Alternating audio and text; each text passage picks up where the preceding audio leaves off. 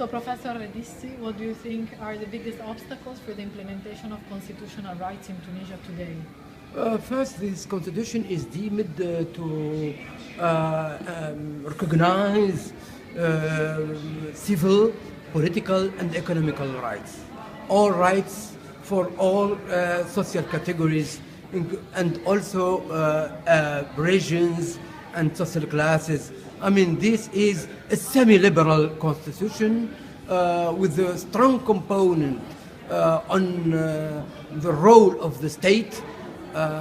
So it's, to some extent, it's also a social democrat constitution, nor leftist one, nor rightist, nor religious, nor secular. It's a kind of a great compromise between all of Tunisian components.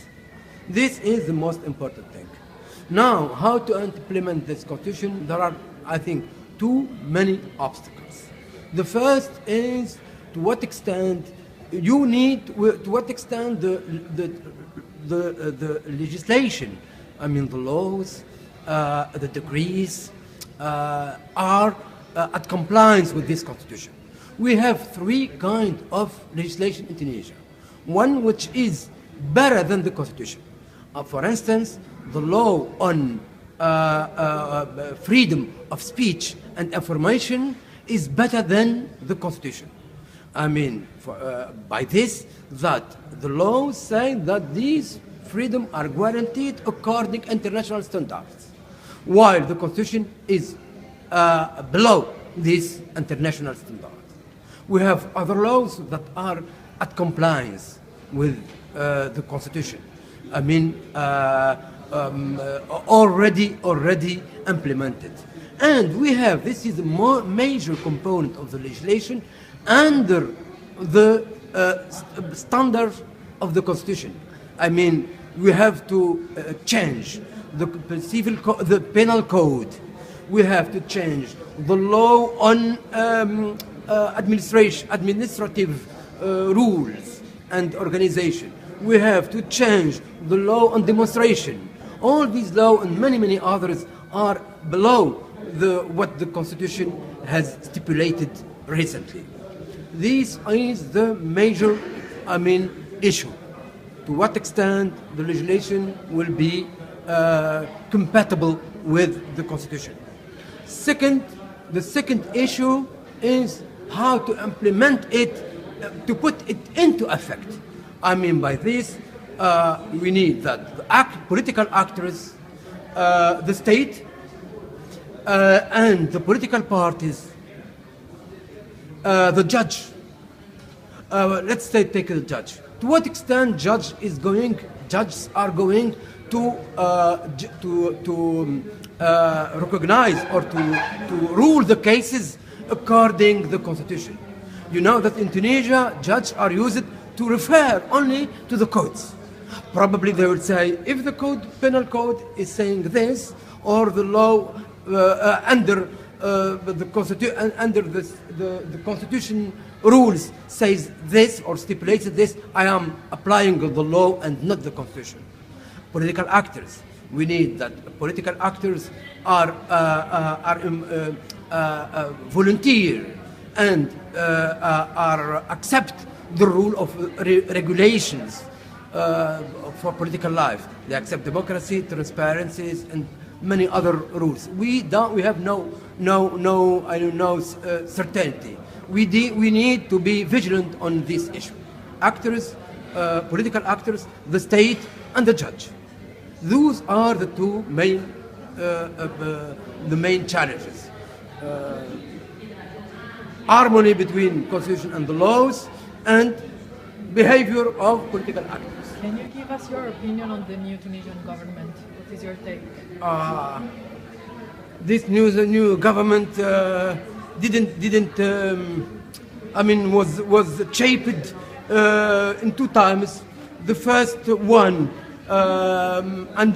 according the will of Tunisians, who voted for Nida Tunis and for Secular's Party. They did badly, not because they didn't include Islamists, but because instead of having or establishing a government on social, on economical and political program, they tried only to put people together according, I mean, the proportional representation at the assembly. It doesn't work. They changed the government a second time. They included the Islamists, but people are not happy because those who voted for seculars are unhappy, and those who were not involved in the government as individuals or as political parties are unhappy. To what extent this government is able to challenge and to meet, I mean, the challenges, social, economical, and these are the main issues. To challenge them is an open question. But we need to support between Qatar, this government, the public opinion, but this is not my opinion. What do you think will be the future of Nahda? The future of the Nahda is linked to the future of Nida Tunis. I mean by that you have now the cooperation between Nahda and Nida Tunis created two wings, extreme between Qatar. Extreme, that does mean extremist. That means at the left of Nida and at the left of Nahda. Nahda is threatened by probably a revolt of its part of its leadership, and Nida Tunis too. But there is only one difference between Nahda and Nida Tunis at this point. Nida Tunis probably will lose its popular audience, people who voted for Nida, while Nahda probably will lose only part of its leadership. It's not the same thing. Nahda will keep its basis, I mean its social roots, while Nida Tunis is menaced by probably big division and a big division or breakdown. We will see this, whether this political and new party is able to keep its unity and to go forward. This is an open question for probably the coming months, not for the coming years.